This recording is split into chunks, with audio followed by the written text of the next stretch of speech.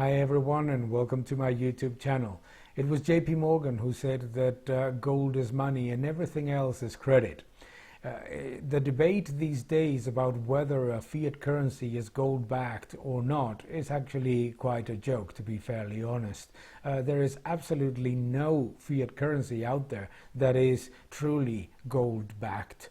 Even if we look, for example, at the ruble in Russia, which is one of the currencies in which the central bank owns a higher level of gold reserves relative to money supply, even so, its significant levels of gold reserves don't avoid the reality that it is also a very volatile and very risky currency in many cases, because it is probably more dependent on oil prices, commodity prices, more subject to the fluctuations in commodity prices than the gold reserves that it owns. If we look at the currencies globally, the yuan, for example, many people talk about the gold-backed yuan. The yuan is one of the least actually gold-backed currencies out there. It has been increasing money supply. The Chinese central bank and China has been increasing money supply significantly above its gold reserves. And if we put together all of its gold reserves, they account for less than 0.3% of money supply.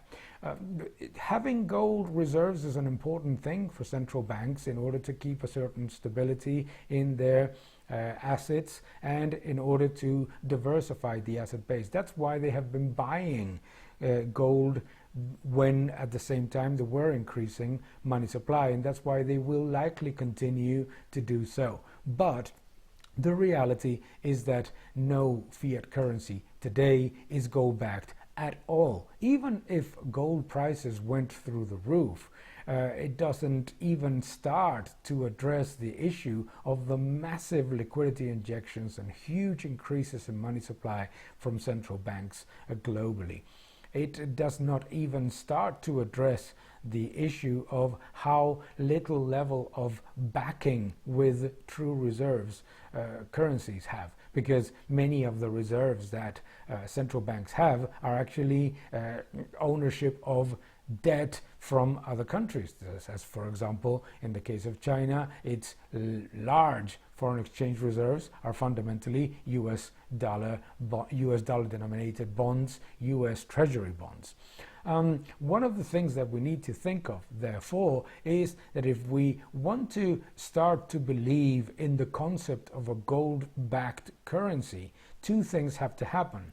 First is that the central bank increases massively the holdings of gold that they currently have. They would need to multiply them numerous times. Second is that central banks will start to implement sound monetary policies that reduce the increase of money supply relative to GDP growth and relative to their overall reserves, because it's a two-way street. You cannot just increase your reserves when the increase of money supply massively outpaces the improvement in gold reserves. So if any government out there wants to sort of say that they have a gold-backed currency, they have to do both things. They have to increase their reserves and at the same time reduce the aggressiveness in the growth of money supply. Not just reduce the aggressiveness, but actually start thinking about not increasing money supply higher than real GDP. Something that today no government and no central bank in the world is willing to do. It is true that the United States, and we have a video explaining here, benefits from the global shortage of US dollars. And I recommend to watch that video in which I explain why there's a US dollar shortage globally and what that means for emerging markets, etc. But that is not the case for the euro, for the yuan, for the yen, for the ruble, for so many other currencies. We need to really start thinking, and governments really need to start paying attention to the importance of sound monetary policy. What we are living right now is simply insane. And when central banks are telling us that there is no problem because inflation is not rising, because there's no inflation, and when obviously there is inflation, but when they tell us that, it is exactly as if we were driving at 100 miles an hour down a road, looking at the rearview mirror and saying accelerate because we haven't crashed yet. Means that central banks really have to start paying attention to the collateral damages of their policies, and they need to start at least getting closer to sound monetary policies. Central Bank of Russia has tried to do these things.